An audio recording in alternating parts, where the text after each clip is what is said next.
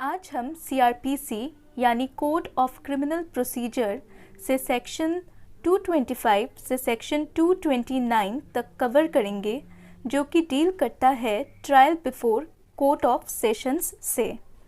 Although trial before court of sessions section 225 से section 237 तक extend करता है, पर आज हम सेक्शन 225 से सेक्शन 229 तक ही कवर करेंगे।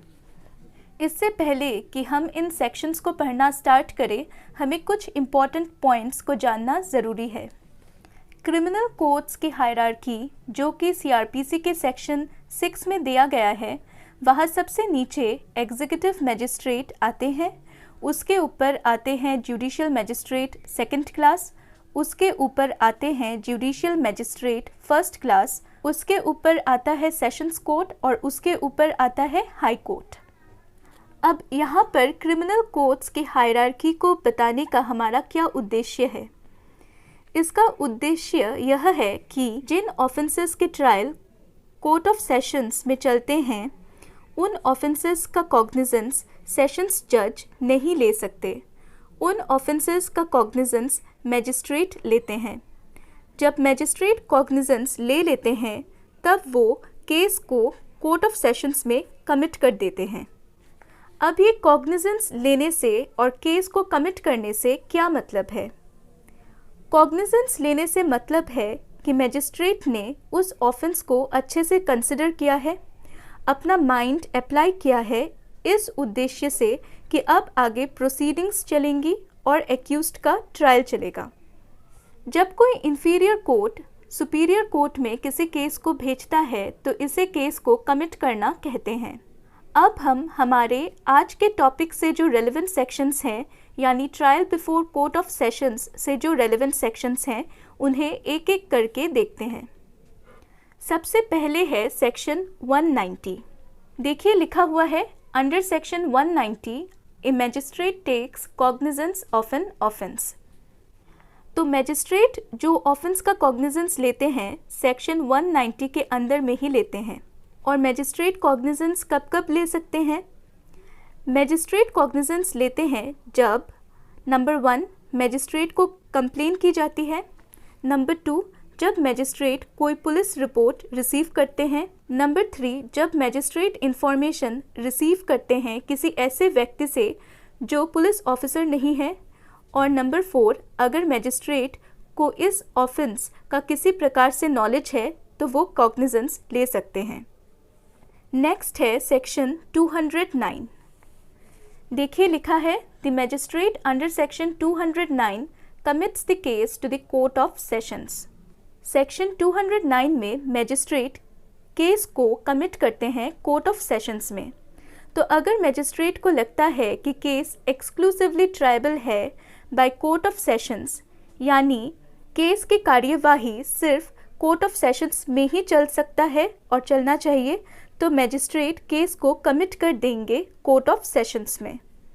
फिर मैजिस्ट्रेट रिपोर्ट्स और डॉक्यूमेंट्स कोर्ट ऑफ सेशंस में भेज देंगे और एक्यूज्ड को यानी कि आरोपी को आइदर बेल ग्रांट कर देंगे या फिर कस्टडी में भेज देंगे और पब्लिक प्रोसिक्यूटर को भी नोटिफाई कर देंगे।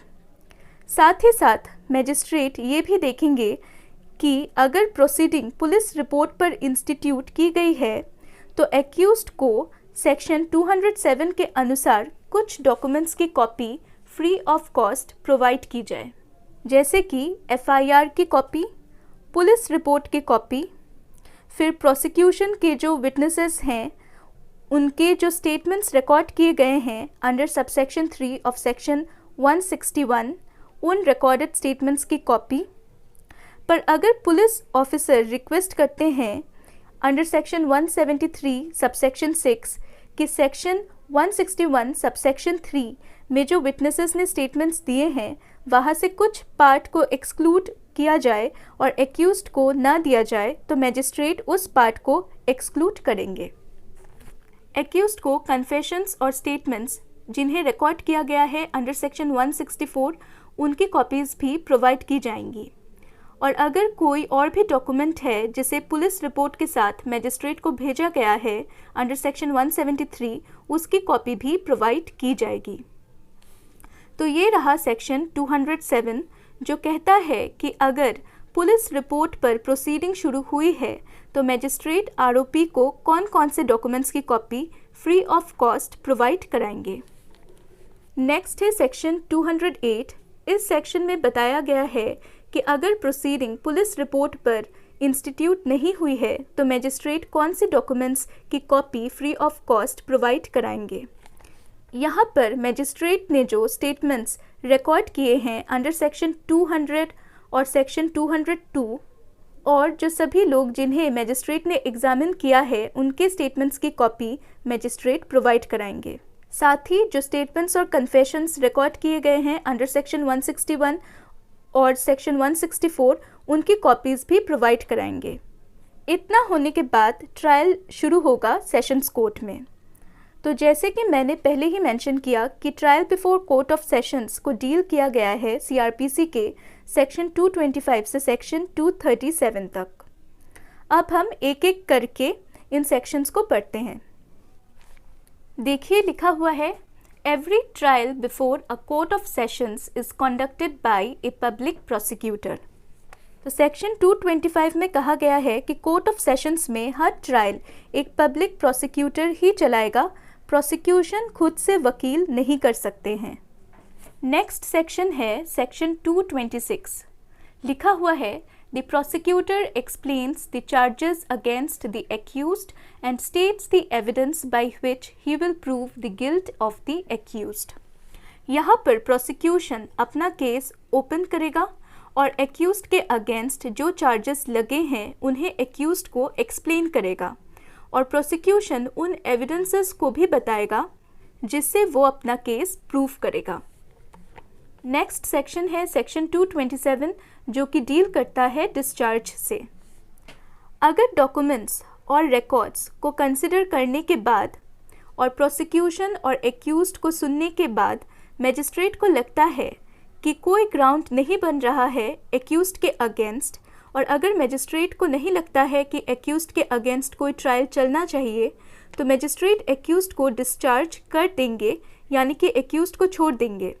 पर मैजिस्ट्रेट को रीज़न रिकॉर्ड करना पड़ेगा कि उन्होंने एक्यूज्ड को क्यों डिस्चार्ज कर दिया।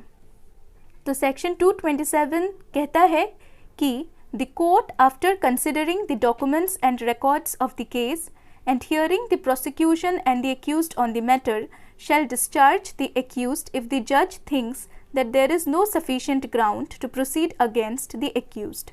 The judge is required to record reasons. Next section है section 228 जो कि डील करता है framing of charge से। तो सेक्शन 227 में जज एक्यूज्ड को डिस्चार्ज कर देंगे अगर उन्हें लगता है कि कोई ग्राउंड नहीं बन रहा है। पर अगर जज को लगता है कि ग्राउंड्स बन रहे हैं एक्यूज्ड के अगेंस्ट और ये केस ऐसा है कि इसका ट्रायल सिर्फ कोर्ट ऑफ सेशंस में ही चलना चाहिए, तब जज चार्ज फ्रेम करेंगे एक्यूज्ड के अगेंस्ट। पर अगर जज को लगता है कि इस केस का ट्रायल मैजिस्ट्रेट कोर्ट में भी चल सकता है तो जज चार्जेस फ्रेम कर सकते हैं और वो इस केस को मैजिस्ट्रेट कोर्ट में ट्रांसफ़र कर देंगे। यहाँ पर मैजिस्ट्रेट कोर्ट कहने से मतलब है सीजीएम कोर्ट या फिर जुडिशियल मैजिस्ट्रेट फर्स्ट क्लास का कोर्ट, और जज एक्यूज्ड को जुडिशियल मैजिस्ट्रेट के कोर्ट में डायरेक्ट कर देंगे। अब जुडिशियल मैजिस्ट्रेट के कोर्ट में जो ट्रायल चलेगा वो warrant cases instituted upon police report में जैसे ट्रायल चलता है उस तरह से चलेगा, और यहाँ पर सेशंस जज को चार्ज फ्रेम करने के लिए रीजंस रिकॉर्ड करना ज़रूरी नहीं है। तो देखिए लिखा हुआ है, इफ़ द जज thinks that there is sufficient ground for proceeding and that the case is exclusively triable by the court of sessions, the judge will frame a charge against the accused. फिर आगे लिखा हुआ है, if the case is not exclusively triable by the court of sessions, the judge may frame a charge against the accused and transfer the case to the CJM or judicial magistrate first class. Next section है section 228 का subsection 2। इसमें लिखा है, the accused shall be asked whether he wants to plead guilty or claims to be tried. तो section 228 के subsection 2 में कहा गया है कि अगर केस एक्सक्लूसिवली ट्राइबल है बाय कोर्ट ऑफ सेशंस और सेशंस जज चार्ज फ्रेम करते हैं एक्यूज्ड के अगेंस्ट, तब सेशंस जज चार्ज को पढ़कर सुनाएंगे एक्यूज्ड को और चार्ज को एक्सप्लेन भी करेंगे और फिर वो एक्यूज्ड से पूछेंगे कि क्या वो गिल्टी प्लीड करता है, यानी कि क्या वो अपना दोष मानता है या वो चाहता है कि उसके अगेंस्ट ट्रायल चले। तो यहाँ पर एक्यूज्ड या तो अपने अगेंस्ट लगे हुए चार्जेस को मान लेगा या फिर नहीं मानेगा। और आज का लास्ट सेक्शन है सेक्शन 229, जो कि डील करता है conviction on plea of guilty से। Section 229 states that if an accused pleads guilty, then the judge shall convict him as per his discretion and shall record the same. अगर accused अपना दोष मान लेता है तो सेशन कोर्ट उसे convict कर सकता है, यानी उसे दोषी करार दे सकता है। पर accused को दोषी करार देने के लिए जज अपने डिस्क्रिशन पर डिपेंडेंट हैं, यानी कि वो अपना जजमेंट यूज़ करेंगे जो कि बैक्ड बाय रीजंस होनी चाहिए और आर्बिट्रेरी नहीं होनी चाहिए, यानी कि जजमेंट तर्क पर आधारित होनी चाहिए और मनमानी नहीं होनी चाहिए। और यहाँ पर जज को रीजंस भी रिकॉर्ड करना पड़ेगा। बाकी के सेक्शंस हम नेक्स्ट क्लास में देखेंगे।